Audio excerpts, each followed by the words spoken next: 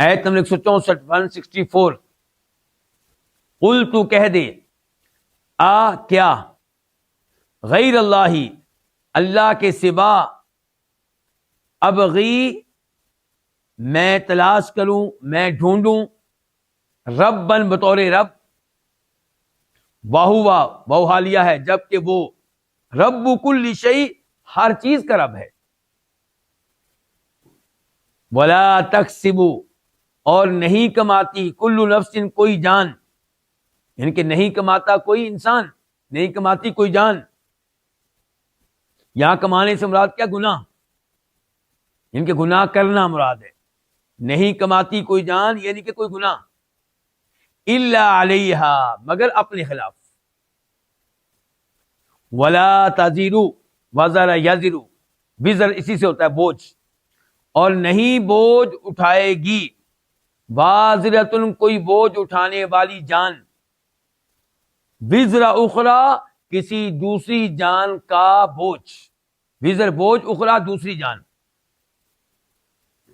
ثم پھر، الی طرف، ربکم تمہارے رب کے، پھر تمہارے رب ہی کی طرف، مرجعکم تمہارا لوٹنا ہے، تمہارا واپس جانا ہے. تو ینبئ وہ خبر دے گا، کم تمہیں، بما ان اعمال کی، کن تم تھے، فیہ جن میں تختلفون اختلاف کرتے. اس آیت میں اللہ تعالیٰ نے نبی علیہ الصلوۃ والسلام سے کہا ہے کہ آپ سوالیہ انداز میں ان سے پوچھیں کہ کیا میں اللہ کے سوا کسی اور کو بطور رب تلاش کروں؟ جب اللہ رب ہے، اس نے مجھے پالا ہے، مجھے پیدا کیا ہے، میرا خالق ہے، میرے امور کی تدبیر کرتا ہے، تو کیا اس کو چھوڑ کے میں کسی اور کو رب بنا لوں اور پھر اس کی عبادت کروں؟ کیونکہ جو بھی رب ہوگا اس کی عبادت کی جائے گی. ربوبیت کا تقاضا کیا؟ الوہیت.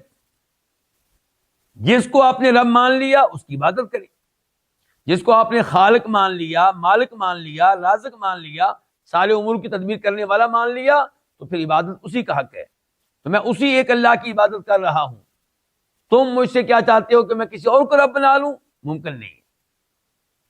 وَهُوَ رَبُّ كُلِّ شَيْءٍ، یہ صرف مجھے اعلان نہیں کرنا چاہیے، تمہیں بھی اعلان کرنا چاہیے، کیونکہ ایک ایک چیز کا رب وہی ہے، تمہارا رب بھی وہی ہے.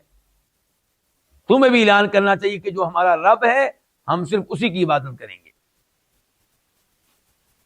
اس کے بعد اللہ تعالی نے فرمایا کہ جو بھی انسان کوئی گناہ کرتا ہے، کوئی گناہ کماتا ہے، تو اس کا بوجھ اسی کو اٹھانا ہوگا، اس کا وبال اسی پہ ہوگا، اس کی سزا اسی کو بھگتنا پڑے گی. اس لیے ہر کوئی اپنی جان کی فکر کرے، اوروں کو نہ دیکھے. اگر آپ کا باپ، آپ کا بھائی، آپ کی والدہ شرک کرتے ہیں تو آپ ان کو دیکھ کے شرک نہ کریں، آپ توحید کی طرف آ جائیں. وہ روز قیامت آپ کا بوجھ نہیں اٹھائیں گے.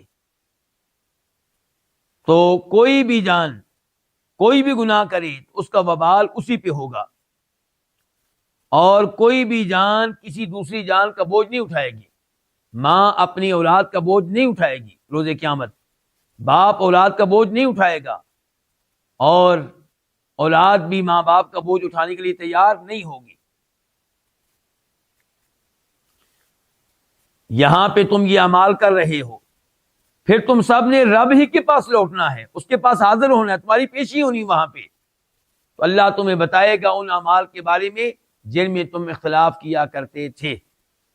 تو اس لیے انبیاء کرام علیہ السلام سے اختلاف نہ کرو، ان کی دعوت توحید کو قبول کرو اور ان کی بتائی ہوئی باتوں پہ ایمان لاؤ، تاکہ تمہیں روز قیامت خسارے کا سامنا نہ کرنا پڑے.